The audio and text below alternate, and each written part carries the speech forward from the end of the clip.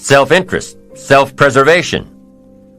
As human beings, we can't help but be interested in our own self-preservation. We can't help but be self-interested. It's one of the strongest urges we have. Interested in our preservation, interested in our development, interested in our success. There's certainly nothing wrong with self-interest, but here's the clue. Self-interest must be enlightened as to what truly serves us best. When I found out that self-interest was okay, that was a big relief to me. Now, we're not talking about selfish. We're talking about self-interest. Self-interest needs to be educated, enlightened. Self-interest is willing to be benefited by service to others, not at the expense of others. Self-interest at the expense of others starts to be greed, evil, hoping you go up as someone goes down, hoping to attain while someone else loses. I win, you lose. We call that the beginnings of evil, the dark side of our nature, wishing to benefit at the expense of others. Enlightened self-interest wishes to benefit at the service of others. A friend of mine tells this little story about a person she hears from about every 3 months or so. This guy calls to solicit money for food baskets for homeless families. She's happy to give her money to them. She was unfortunately homeless for a short period of time, and she knows the position these people are in. This group is legit. She checked them out. But after the second or third time this guy called, same guy, after the second or third time he called, she started talking to him about other stuff. Turns out this guy is broke, living in a hotel, looking for any construction job he can find. Any job at all. But what's unique about this guy is that he donates 2 or 3 hours a night, every night, to call people and get money to feed the homeless. Every night, from his hotel room. Now, most people would say this guy should use those hours every night to work a second job or a third job. But while he's way down on the ladder of success, he feels it's important to help those less fortunate than he is. He has a roof over his head. He makes enough to feed himself. And my friend says that every time she talks to this guy, every 2 or 3 months, he's doing better. He's digging himself out of debt. He's starting to save money. He thinks he'll be able to move into an apartment in another month or 2. Now, recently an interesting thing happened. My friend was talking with an associate of hers. She's single, lives in a big house, needs to find a handyman to help her out on a regular basis, someone who can build an addition onto her house. So my friend told her about this guy. The only reason this guy ended up being hired was that my friend's associate was touched by his dedication to service, while he, himself, was down and out. Service. Success at the service of others. Now, this guy isn't rich by any stretch, but through my friend's network, he now has constant work, doing things around several people's houses. And now he's in a place of his own. And guess what he does every night? He's still making phone calls to get money to feed the homeless. What great character this man has. Enlightened self-interest leads to wealth. Self-preservation leads to poverty. Somebody says, well, I can't be concerned about other people. I have to pay attention to myself. Well, then you'll always have to. Somebody says I can't be concerned about other people's bills. I've got enough worries trying to pay my own. Well, then you'll have to worry about them for the rest of your life. The best way to get that monkey off your back is to turn your attention around. Once I understood some of this stuff, I'm telling you, it revolutionized my whole life. Now, self-interest is okay, yes, but here's what self-interest must be if you truly want to be happy. It must be enlightened. It says, don't keep your attention on yourself if you want your life to work out well. Turn your attention to others. In your own self-interest, be enlightened. Truly act in your own self-interest by making an investment in service to others. Next, if you wish to receive, now there's nothing wrong with wishing to receive, it's part of self-interest. But here's the enlightened part. If you wish to receive, you must give. Some people say, if you give, it's gone. No. Not if you're educated. If you're stupid, yes, it's gone. But if you're enlightened, chances are, if you give, you've invested. And what do we expect an investment to do? Return. Get back what you put out? No. We expect it to return multiplied. Bigger, greater, better. My father taught me way back, son, always do more than what you get paid for. Now, some individuals might argue with that.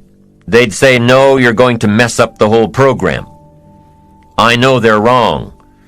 In my own self-interest, I did what my father taught me, to always do more than I got paid for. Why? To make an investment in my future. Do more than you get paid for to make an investment in your future, and it's paid off for me. If you're wanting that big promotion, are you going to go up to your boss and say, just give it to me? I'll work harder if you just give me that promotion. No, it doesn't work that way. You've got to do more in your current position so that you get noticed, so you stand out from everybody else. So the boss says, hey, we've got this position opening up, and I think we should give it to Nancy. She does so much more than we expect. Just imagine what she'll do if we give her this promotion. You've got to do more than you're paid for. You've got to. It's an investment in your future. It's one thing to make a sale. I'm telling you, if you make a sale, you'll make a living. If you go beyond making the sale and serve people by keeping in touch, calling them before they call you, writing a thank you note, sales will lead to multiple sales. You can make a fortune if the customer is well taken care of. People who are well taken care of will open doors you can't get through by yourself. All of us have found ways to make a living. What got interesting for me early on was to figure out ways to make a fortune. You'd say, well, Mr. Rohn, how would I deserve to make a fortune? It's easy. Render fortunes of service. People will do things you cannot believe for people who give them good service. Here's one of the greatest gifts you can give anybody, the gift of attention. In return, they will do extraordinary things for your career. Take you by the hand and lead you to more people than you could meet by yourself. Always do more than you get paid for. Responds to deserve, not need. Life was not designed to give us what we need. Life was designed to give us what we deserve. What we deserve. Once you understand that little life principle in your own self-interest, I'm telling you, it's life-changing. The ancient law does not go like this. If you need, you will reap. No, it doesn't work that way. A lot of people out there are hoping it works that way, but no, it doesn't. The ancient law goes like this. If you plant, you will reap. If you sow, you will reap. Somebody says, well, I really need to reap. Well, then you really need to plant in your own self-interest. Your own self-interest needs to be educated in how to plant, how to do it so everybody wins, because life doesn't respond to need. You can't go to the soil and say, I need a crop. The soil just smiles at you. And here's what the soil says. Don't bring me your need, bring me some seed. Bring me some effort. Bring me some discipline. Bring me some interest. Bring me some service. Bring me these things, and I'll return to you multiplied by 2 times, 5 times, 10 times. You can't come with need. You've got to come with seed. You've got to come with willingness. You've got to come with skills. You've got to be willing to learn, willing to change, willing to grow, willing to put yourself out, willing to stand up to the bad weather, willing to pull out the weeds, willing to nurture. That's the only way you get a return. Once you understand these principles, self-interest now truly becomes an exciting challenge, making sure everybody wins. Enlightened self-interest makes sure that everybody wins. Now here's another one. If you want to find, you must search. And if you search, you will find. In order to find, you must search. You must go to church. You must go to the seminar. You must go to the library. You've got to go to the bookstore. You've got to go to the class. You've got to go to the training. You've got to go searching. Why? If you search, you will find.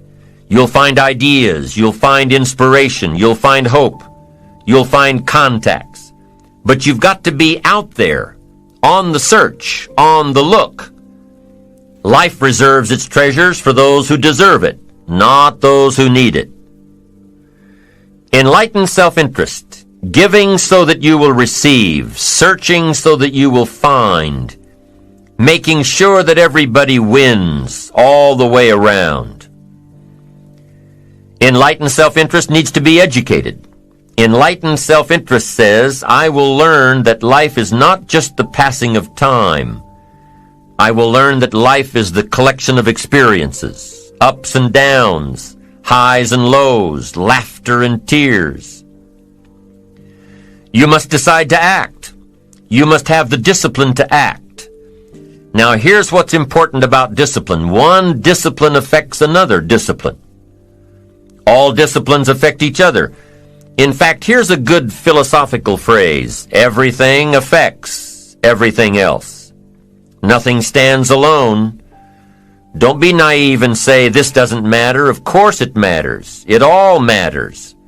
Some things may matter more than others, but everything matters. If you'd rather sleep in than go for a walk around the neighborhood, pretty soon it will matter. If you'd rather spend your money instead of saving it, pretty soon it will matter. If you'd rather put off a letter to an old friend instead of corresponding regularly, pretty soon it will matter. If you'd rather work late every night instead of going home and spending time with your family, pretty soon it will matter. It all matters. Every letdown affects the rest. If you won't walk around the block, you probably won't eat right. And you probably won't buy the books. And you probably won't attend the seminars. And you probably won't spend your money wisely. And after years of this, it all adds up. So the key to reversing this process is to start picking up the disciplines. It does matter. It all matters. Now, here's the positive side. Every new discipline affects the rest. Every new discipline makes a difference. That's why action is so important. The smallest action, the least action, the action that you won't think will matter, it all matters. Take it. Because when you start accomplishing and the value starts to return, you'll find inspiration to do the next one and the next one and the next one. If you start walking around the block, it'll inspire you to start eating right. You start eating right, it'll inspire you to get a book. You get a book, and it'll inspire you to get a journal. You get a journal, and it'll inspire you to develop some skills. Disciplines affect each other. Lack affects the rest of your life. The key is to diminish the lack. One of our greatest temptations is to just ease up a bit, to do just a little bit less than you're capable of, to take a little break. Somebody says, It'll just affect my sales. No, it'll affect your consciousness.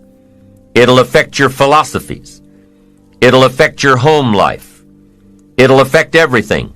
No, you can't ease up a bit. That's what vacations are for. When you're at work, work. When you're on vacation, rest.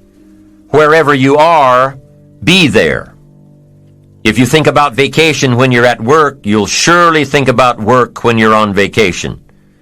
You'll just mess it all up. So be disciplined. Get involved. Do all that it takes to get the job done. Get your health back. Get your bank account where it's supposed to be. Get your family in order. Get disciplined, be disciplined every day. When you set up the disciplines that give your life structure, miracles can happen, multiplied. And I'm telling you, anybody who wants to make a drastic change in their income can do it. I was broke at age 25 and a millionaire at age 31. Everything around me was the same. I changed. I refined my philosophy. I read the books. I took the classes. Started looking at life a little differently. I'm telling you, it works. Now, there are 6 principles of building ambition that we will discuss as we go through this program. These principles work together, creating and directing energy. Directing your energy toward achievement. Directing your energy toward self-expression. Right now, we'll touch on the 6 principles in definition only, and later in the program, we'll get into each one separately. Here they are, the 6 principles of building ambition. Number 1, positive self-direction. Knowing who you are and where you want to go. Accumulating the knowledge and being prepared for opportunities that come your way.